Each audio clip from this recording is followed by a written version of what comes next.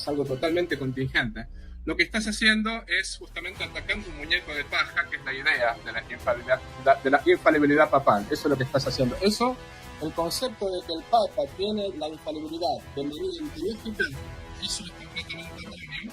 Pero también lo que te puedo decir es que las escrituras también tienen la autoridad derivada porque fueron escritas por hombres. Bien, mira, la verdad es que yo no sé si lo entiendas, pero otra vez me vuelves a dar la razón. Dices que los católicos no dicen que la infalibilidad del Papa es ontológica. Entonces volviste a cerrar este debate. Yo te pregunto, ¿por qué no das el siguiente paso? ¿Dónde sí está la autoridad ontológica en las escrituras?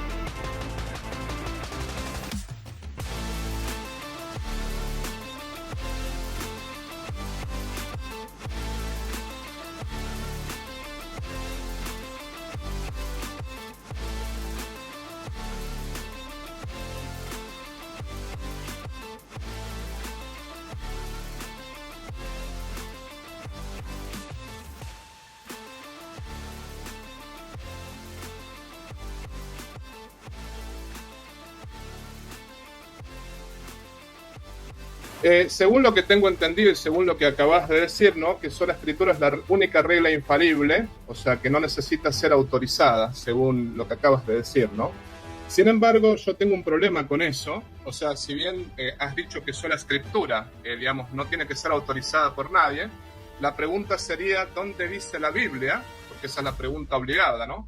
¿Dónde dice la Biblia que la sola escritura es la única regla infalible, digamos, para poder seguir, ¿no? O sea, no dice, más bien dicho, la Biblia no dice en ningún momento que la sola escritura, y cuando hablamos de sola escritura me refiero a toda la escritura, ¿no? La Biblia no dice que justamente la sola escritura es el único método infalible que no necesita ser autorizado por nada.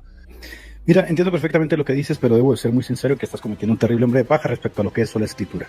Si estás pidiendo una fórmula explícita, te olvidas que muchas doctrinas o verdades se derivan por implicación necesaria. La doctrina de la sola escritura fluye del hecho de que solo la escritura es Theophrustus. Estás omitiendo la parte principal de lo que dije al inicio de esta ponencia, es decir, la escritura ontológicamente, por necesidad, debe ser la única autoridad infalible porque extensivamente depende del ser de Dios. Ninguna otra autoridad puede arrogarse eso. Mencionas a la iglesia, bueno, la iglesia es contingente, la iglesia pudiera no existir, de manera que si es contingente tiene una autoridad derivada. De hecho, tu catecismo dice que la iglesia tiene una autoridad derivada que recibe los libros. Entonces no puedes poner a la iglesia al nivel de la escritura. Y la pretensión de la iglesia no es que ella sea la fuente de la verdad, sino la columna, la que protege la verdad. La verdad ya existe. Es extensiva del ser de Dios. Entonces no puede ser la iglesia infalible en el mismo sentido. Si tú reconoces que la iglesia no es infalible en el mismo sentido, entonces le estás dando la razón a sola escritura. Hay una autoridad que se subordina a la otra y eso es sola escritura. A mí me parece que es un fideísmo eso, sinceramente. Eso es lo que te puedo decir. Es un fideísmo porque, ¿por qué razón yo tengo que creerlo eso? O sea, esa es mi pregunta, ¿no? Mi magisterio, sí es verdad, el magisterio dice que la Sagrada Escritura es inspirada, el magisterio dice que la Sagrada Escritura es la palabra de Dios, pero el magisterio dice que justamente la iglesia es la que interpreta la palabra de Dios y la iglesia es la que interpreta la escritura, como que hay un intérprete de alguna manera. Cometes un error epistemológico de criterio arbitrario. ¿Por qué? Porque no toda verdad, querido Tomás, requiere una formulación explícita para ser normativa y vinculante. Si ya aceptamos que la escritura es la única revelación inspirada y que tu papa no comparte ontológicamente esta autoridad, ni tampoco la iglesia al mismo nivel porque son contingentes, ¿dónde descansa entonces la autoridad superior? En la escritura. Entonces, lógicamente, tiene que ser la única fuente infalible, que es la definición de sola escritura. Si tú postulas otra fuente infalible, ¿sí?, sin evidencia revelacional, equivale a introducir un principio de autoridad autojustificativo. Ahí sí sería fideísmo, un magisterio que se legitima a sí mismo sin una razón externa que lo legitime. Esto no es como muy complejo, ¿no? Esto no es como muy difícil de entender. La carga de la prueba requería sobre ti que introduces una segunda norma con igual autoridad a la base bíblica. Bueno, son varios temas. Primero lo que te tengo que decir es, si me pongo de abogado del diablo, Edgar, también Mateo es infalible, por ejemplo. Perdón, también Mateo es falible. Por ejemplo, te pongo este ejemplo concreto, ¿no? Mateo fue quien escribió el Evangelio, ¿no? Mateo escribió el Evangelio. Pero después, Mateo cuando escribió el Evangelio, después se fue a acostar y después por ahí pecaba, por ahí era totalmente errante. Entonces, estás diciendo que el Papa no puede ser infalible. Bueno, eso habría que demostrarlo. Ok, no solamente se lo he demostrado, se lo he dicho ya por 3 veces. No puede haber 2 autoridades infalibles en el mismo sentido ontológico. Sé que la mayoría de las personas que están escuchando no entienden esto, pero yo supongo que usted lo entiende, porque usted es filósofo. No puede haber dos autoridades ontológicas en el mismo sentido, porque eso crearía una tensión ontológica. No puede haber 2 seres omniscientes. Por eso tenemos el misterio de la Trinidad, donde en esa comunicación intratrinitaria se comparte la omnisciencia. Usted dice que el Papa es infalible y que la Escritura es infalible. Uno de los dos tiene que estar subordinado. Si el Papa está subordinado por ser contingente y la Biblia no es contingente, ¿cuál es superior a cuál? No es tan difícil. Entonces, se lo vuelvo a responder por 3ª vez. Ahora, está cometiendo un error categórico. Usted confunde inspiración con impecabilidad. La infalibilidad de la Escritura no depende de la perfección moral del autor, sino del acto soberano de Dios al inspirar el mensaje. Esa es la pretensión que la Escritura hace sobre sí misma y sobre los autógrafos. Dijiste al inicio una cosa que es muy interesante, ¿no? Lo estuve anotando y dijiste que más bien dicho, la infalibilidad de Dios es totalmente incomunicable. Dijiste eso, que no, la infalibilidad, eso fue al menos lo que yo anoté y lo que yo entendí, ¿no? Si la infalibilidad de Dios es incomunicable, ¿no? Entonces tampoco puede ser infalible Mateo, porque tampoco podría Dios transmitir su infalibilidad a Mateo, si vamos al caso. Tampoco se puede ser infalible Marcos cuando escribió el Evangelio de San Marcos, ¿no? Tampoco puede ser infalible Lucas cuando escribió el Evangelio de San Lucas, ni Juan, ni Pedro, ni tampoco pueden ser infalibles sus cartas, ni San Judas, ni San Pablo, ni nadie, ¿no? Justamente 2 seres omniscientes, dijiste, no es lo mismo, o sea, justamente estás hablando de 2 seres omniscientes, no es lo mismo que 2 seres infalibles, ¿no? Omnisciente es solamente Dios, si vamos al caso, y Dios puede comunicar su infalibilidad a quien él quiera, digamos, o sea, no tienes tú que decirle a Dios a quién le comunica su infalibilidad y a quién no se la comunica. Me parece que eso no te compete ni a ti ni a mí, ¿no? Si tú no existieras mañana, ni existiera la iglesia, ni existiera el cosmos, la palabra eterna de Dios seguiría siendo infalible. Entonces, la forma en que nosotros participamos de la infalibilidad es en un grado derivado, contingente, extra nos, fuera de nosotros. Cuando tú dices que el Papa está al mismo nivel de infalible o la iglesia es infalible y todas esas cosas, estás creando una tensión ontológica que no se sostiene. Ahora, si tú reconoces que no es así, acabas de dar este debate, porque eso es lo que propone sola Escritura. Solo la Escritura, que es palabra eterna de Dios, ¿sí? Y que es extensiva del ser divino, y que no es contingente, puede tener la prerrogativa de ser, por antonomasia, infalible. Si tú quieres llamar a tu iglesia infalible o quieres llamar a un hombre infalible, no es ningún problema, porque en el momento que reconozcas que esa infalibilidad está subordinada a la infalibilidad de las Escrituras, le diste la razón a sola Escritura. No me has respondido a la pregunta. ¿El Papa es infalible en el mismo grado que son infalibles las Escrituras? Si me dices que no, porque el Papa no es infalible y esa es la realidad, sino que crear una categoría ex cátedra cuando habla desde la silla de Pedro, lo cual es momentáneamente y no siempre, estás dando por hecho solo Escritura. Mira, primero hay muchas cosas que has dicho, pero lo que hay que decir es lo siguiente, ¿no? ¿Dios puede crear otro Dios? Justamente hablamos recién de eso. ¿Dios puede crear otro Dios? No. Por esa razón no puede haber 2 seres omniscientes, ¿no? Ahora, ¿Dios puede participar en su infalibilidad? Sí, ahí está el punto. O sea, por eso esa pregunta que haces del Papa es totalmente fuera de lugar. ¿Por qué razón? Porque estás comparando la Escritura con el Papa. Obviamente que Dios no le comparte al Papa su omnisciencia. Eso es obvio que no. No crea otro Dios. El Papa no es infalible en todo, por otra parte, ¿no? Porque eso lo vamos a ver ahora en un ratito cuando veamos ese tema. Y cuando el Papa declara algo ex cátedra, eso es lo que decimos nosotros, tiene la misma infalibilidad que las declaraciones bíblicas. Y eso, digamos, no lo puedes refutar. ¿Por qué razón? Te lo digo por qué. Porque si dices que el Papa no puede tener la infalibilidad, digamos, la misma infalibilidad que tuvo Mateo, Juan, Lucas, Marcos, ante todo lo tendrías que probar con las Escrituras. Tendrías que decir dónde dice las Escrituras que el Papa no puede ser infalible. Bien, gracias, Tomás. Yo no sé si te estás dando cuenta de que me estás dando la razón en todo lo que estoy diciendo. Porque, por ejemplo, y te cito, dices, el Papa no es infalible en todo. Bien, entonces el Papa no tiene una infalibilidad ontológica, sino participativa. La Escritura no tiene una infalibilidad participativa, sino ontológica. Luego se sigue. ¿Cuál es superior, la Escritura o el Papa? La Escritura. Bienvenidos a la Escritura. La infalibilidad de las escrituras, Tomás, es única, singular, es teofnustos, y por antonomasia autovalidante. No necesitas pedirme un texto de la Biblia, porque como filósofo entiendes lo que son los a priori, lo que son los axiomas, lo que son los principios de los principios para construir el conocimiento. Pero luego sigues dándome la razón, lo cual me parece de verdad impresionante, porque dices, Dios puede compartir con la iglesia su infalibilidad. Bien, mira, te explico. Cuando algo se comparte, ya no es ontológico, sino derivado. El mayor bendice al menor, el de arriba le da al de abajo, ¿sí? Ya no es propio por naturaleza. Por lo tanto, reconoces que la infalibilidad de la iglesia no es propia por naturaleza, sino que alguien se la compartió, es por derivación, por contingencia.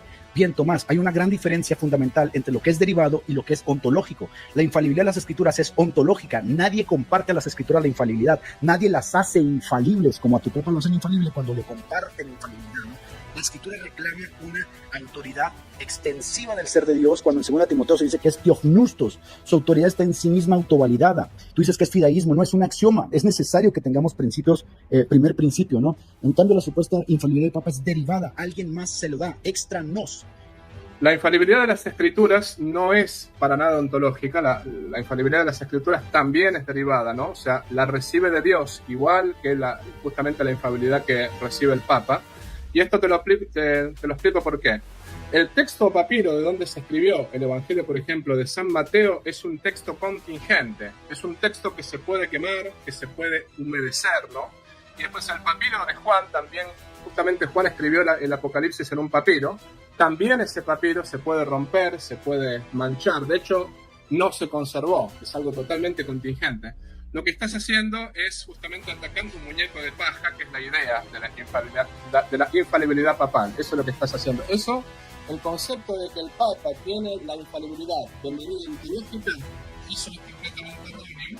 Pero también lo que te puedo decir es que las escrituras también tienen la autoridad derivada porque fueron escritas por hombres. Bien, mira, la verdad es que yo no sé si lo entiendas, pero otra vez me vuelves a dar la razón. Dices que los católicos no dicen que la infalibilidad del Papa es ontológica. Entonces volviste a cerrar este debate. Yo te pregunto, ¿por qué no das el siguiente paso?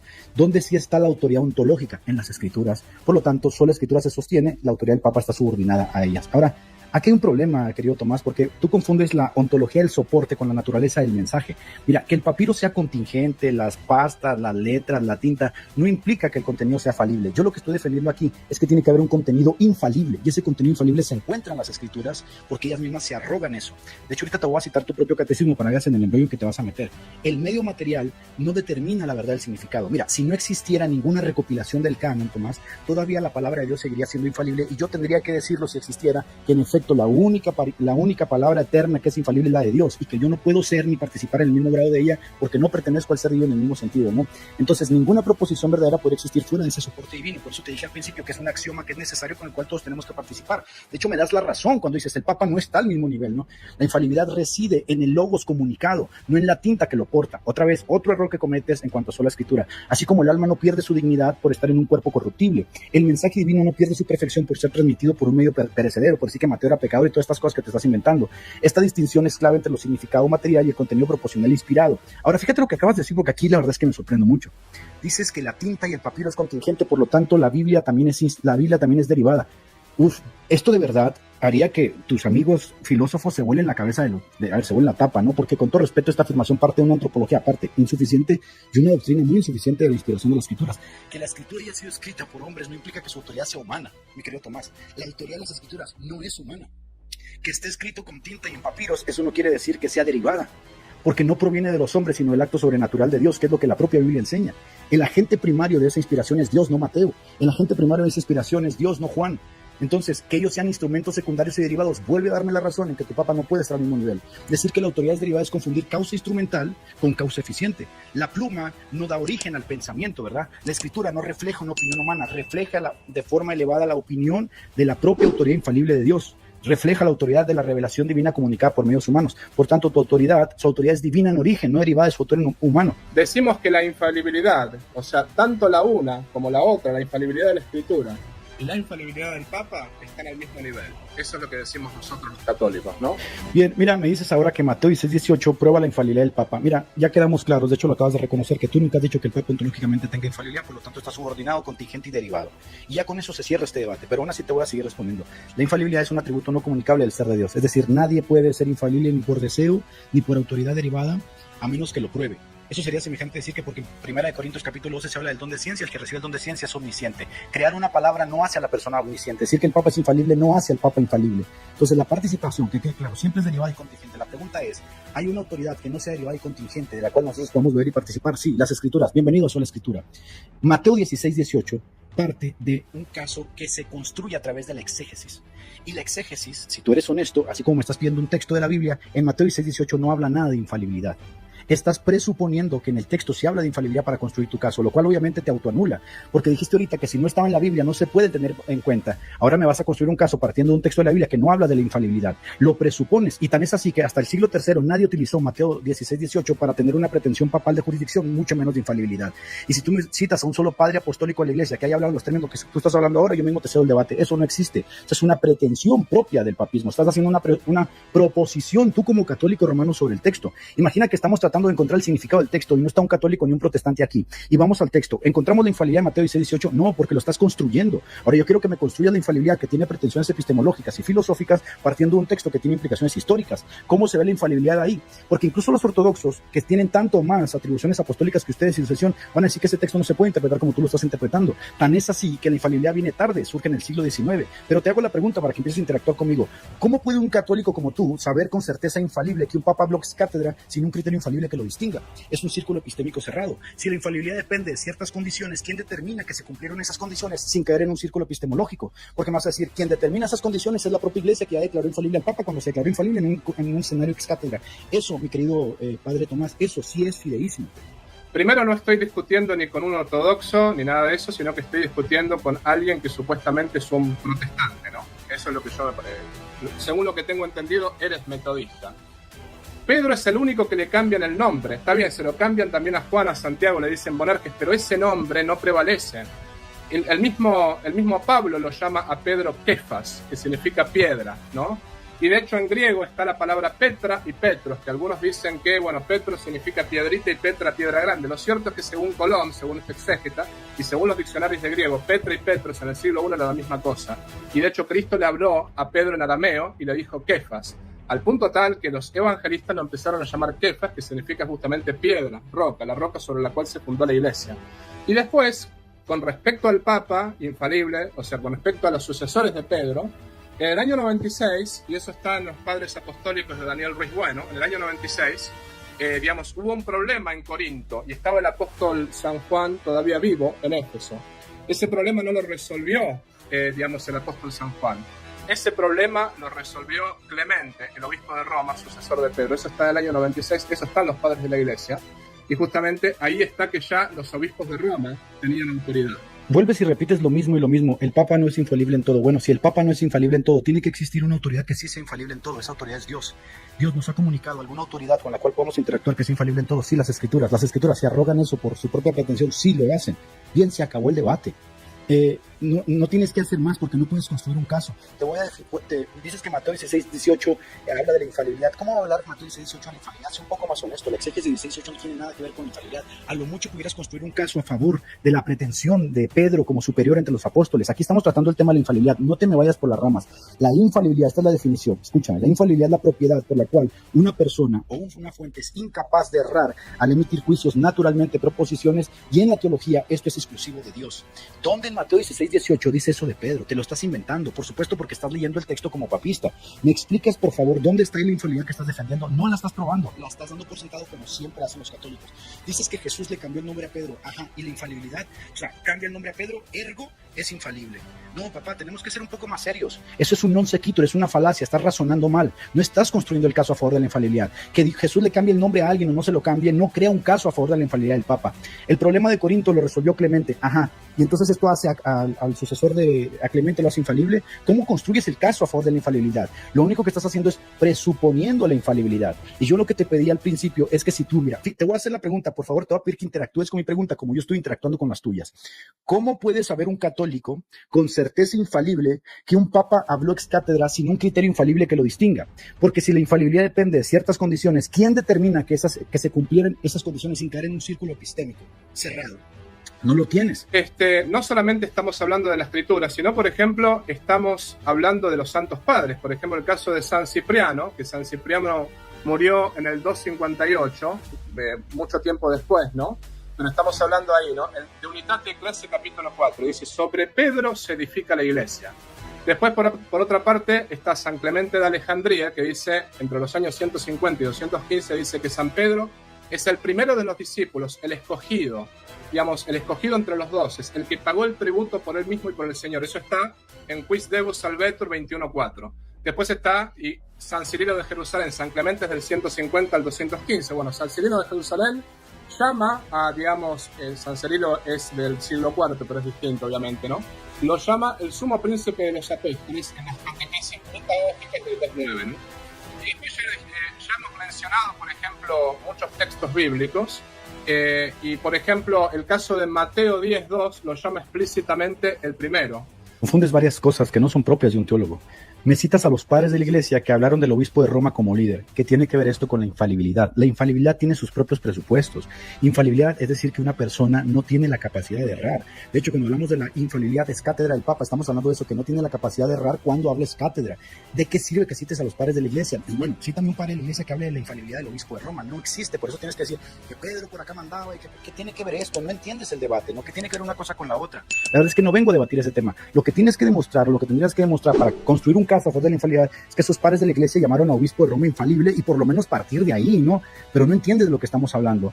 Dices que la infalibilidad está plenamente identificada en las escrituras en el Papa. ¿Dónde, carambas? Dame un texto que hable de la infalibilidad del Papa. Yo te dije, hay un solo texto, Theopneustos, que se arroga la escritura como ella misma infalible. Bueno, dame un texto de que la iglesia es infalible en el mismo sentido. Dame un texto de que el Papa es infalible en ese mismo sentido. No existe. De hecho, ya reconociste que el Papa está por debajo de la propia autoridad de las escrituras porque al Papa le viene por derivación esa autoridad. Y luego dices que todo esto depende de la infalibilidad de la iglesia. Mira, te voy a decir una cosa es probar y otra cosa es presuponer, una cosa es el deber ser y otro lo que es propio de Dios es lo que es, Dios es infalible, si la iglesia debe ser infalible, entonces entra en lo contingente. Ahora dices que el canon y que si no existiera el canon no existiera una iglesia infalible, esos son saltos al vacío. Prueba la iglesia infalible, no la des por sentada, no la presupongas, no cometas esa petición de principio, porque al inicio ya lo dijiste que yo creía en un fideísmo, ahora estás totalmente embarrado de fideísmo. Sabemos que tenemos libros inspirados porque tenemos un papa infalible, petición de principio, entonces tu argumento destruye tu propia base, ¿no? Lo que intentas probar lo presupones como verdadero y nunca interactúas con el caso. Y lo más raro es que no respondes mi pregunta. Yo sí respondí todas tus preguntas. Te vas por las ramas, que por acá San Cipriano, que por acá dijo infalibilidad del Papa. Te la voy a volver a responder. ¿Cómo puede saber un católico con certeza infalible que un Papa habló es cátedra sin un criterio infalible que lo distinga? Ahí se acaba el debate. Pero después lo que te voy a decir es lo siguiente, Pacheco, que me parece que esto es importante. San Agustín, si hablas de qué Papa, o sea, qué Santo Padre habló de que el Papa puede ser infalible, bueno, aunque San Agustín no lo dice directamente, pero San Agustín en su respuesta a Manes dice, no creería en los evangelios si no fuese por la autoridad de la Iglesia Católica. Eso lo dice San Agustín. Y ahí está justamente San Agustín mostrando que la autoridad de la Biblia, por decirlo así, que sabemos que la Biblia es palabra de Dios, porque lo dice la Iglesia Católica. Y cuando hablamos del Papa, si hablamos por ejemplo de San Cipriano de Cartago, año 258, ¿no?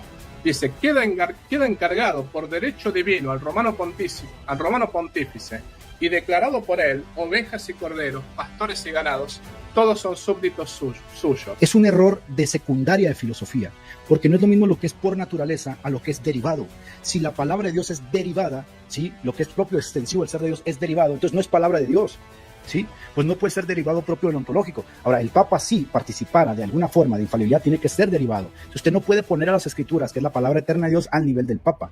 Y ahora dice que le cité un solo versículo. Bueno, es que ese solo versículo tiene una pretensión singular, escrito mismo por inspiración del apóstol Pablo y puesto en el pináculo de lo singular porque no hay otro en toda la literatura bíblica. Me dice, San Agustín dice que no puede creer los evangelios y la iglesia no se lo dice. ¿Y a mí qué me da lo que diga San Agustín? Es decir, lo que usted tiene que hacer es probar la infalibilidad, porque si San Agustín fue un fideísta, eso no prueba la infalibilidad, ¿no? Usted tiene que probar la infalibilidad, eso es fideísmo para mí. Usted tiene que construir el caso de cómo se hace la infalibilidad. ¿Se nos dais cuenta que no ha respondido la pregunta que le he hecho 4 veces? Y eso no afirma la infalibilidad. Lo que diga San Agustín, San Cipriano, a lo mucho puede crear un caso histórico a favor de las pretensiones papales y su jurisdicción que estaría a debate, ¿no? Dice que un concilio definió algo respecto al arrianismo, etcétera. Mire, bien, voy a utilizar ese mismo caso usted. Imagine que nosotros pensáramos que en el concilio Jesucristo se convirtió en Dios. ¿Verdad que usted diría que ese es un disparate? Deje de tratar de construir el caso desde la historia, porque la historia no trata con estos presupuestos. Mire, imagínese que yo como historiador intento ver si Alejandro Magno cruzó el río Volga. Yo digo, lo cruzó porque Dios se metió ahí. Los historiadores no hacen eso y la patrología tampoco trabaja con esos presupuestos. La infalibilidad tiene presupuestos epistémicos y filosóficos. Pruebe la infalibilidad. Adelante. En realidad, Pacheco, me estás pidiendo algo que no estás dando tú. Voy a desarrollar esto ahora, ¿no? Pero tú me estás pidiendo que yo pruebe la infalibilidad cuando tú no me estás probando tampoco, que solamente la Escritura es infalible. Y por otra parte, tendrías que tú probar que el Papa no es infalible en todo caso, porque eso fue lo que dijo el mismo Lutero, que el Papa no es infalible y que solamente la Escritura. Tendrías que tú probarme a mí, digamos, en la Escritura, donde se dice que el Papa no es infalible. Ese es el asunto, ¿no? O sea, me estás pidiendo a mí que yo, justamente, me estás poniendo a mí la carga de la prueba, por decirlo así, ¿no? Cuando en realidad tendrías que ser tú el que pruebe que el Papa no es infalible, porque eso es lo que el protestantismo hizo. Nosotros existimos desde el principio, nosotros justamente existimos desde Pedro, desde los apóstoles. Bien. Noten por favor ustedes el colapso de la propia idea del señor Tomás. Ya no pudo probar la infalibilidad del Papa, ahora me avienta la bola y me dice que la pruebe yo, que el Papa no es infalible. No se preocupe, yo lo voy a probar, mire, se lo voy a probar muy sencillo. Yo puedo probar que el Papa no es infalible porque la infalibilidad es un atributo del ser divino. Yo no necesito ser muy sabio para entender que si yo ya creo en Dios y confieso que Dios es el ser por excelencia y reconozco que en su naturaleza debe haber atributos exclusivos e incomunicables que no puede tener nadie más para librarme la atención ontológica de que no puede haber dos dioses, entonces de forma disyuntiva yo puedo reducir al absurdo que todo aquel que se haga llamar omnisciente, 1, es un mentiroso, 2, es un hereje, 3, o es un psicópata, o 4, es un enfermo con el síndrome de Jerusalén. No hay que ser muy astutos. Ahora, si esa persona me dice, no soy omnisciente, simplemente participo en un grado inferior de un conocimiento superior que Dios me da a través de un carisma, perfecto, no hay ningún problema. Reconocemos entonces que la fuente, ontológicamente hablando, se sostiene. Ok, ¿cómo aplicamos esto al Papa? Usted lo hizo desde el principio. Usted mismo reconoció que el Papa no está al mismo nivel de la infalibilidad divina, sino que participa por un grado derivado. Si participa por un grado derivado, el que usted diga, no lo probó, no lo va a salvar de esto porque está grabado. El que si participa en un grado derivado y a momentos, ¿qué significa esto? Pues significa lo obvio, que obviamente no es infalible. De hecho, se inventaron una categoría, porque el término infalibilidad ya tiene sus propias aristas. Infalible es una persona que no puede errar, y si está aplicada a una persona humana, pues tendríamos que decir que es Cristo el que no puede errar. Pero ustedes se lo aplicaron al Papa, pero es que ni siquiera se lo aplican como tal, se inventan una categoría donde dicen el Papa es infalible ex cátedra, es decir, cuando habla desde la oficina de Pedro. Bueno, esa es una invención muy pragmática y teológica que no puede sustentar, y ahora me pinta la prueba a mí. ¿Cómo sabemos que el Papa no es infalible? De la misma manera que sabemos que yo no soy omnisciente, señor Tomás, aunque el Espíritu me asista. Ahora dice, Dios prometió que la asistencia del Espíritu Santo estaría sobre la iglesia. Presupone que tu iglesia es la iglesia católica romana con sus 24 ritos sui juris. Dice, Dios prometió que la asistencia del Espíritu Santo estaría sobre su iglesia. Presupone que esa iglesia es el Vaticano, es decir, no prueba nada. Simplemente presupone. Y en el principio de esto se empezó a quejar del fideísmo. No, pruebe la infalibilidad. Pruebe que hay una exclusividad donde realmente sea la sede de Roma con el Papa la que goza de una infalibilidad, aunque sea derivada. No está probando el caso. Es como una víbora que se muerde la cola, que 60,000 denominaciones, que Lutero dijo allá. Se anda peleando con todas las ideas. Yo no me he salido del debate. Yo solamente le estoy pidiendo.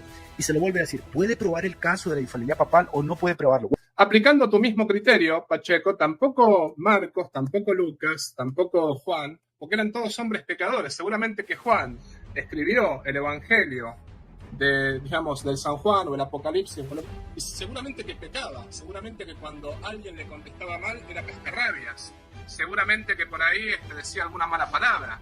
Era un hombre falible como lo es el Papa, digamos, si vamos al caso.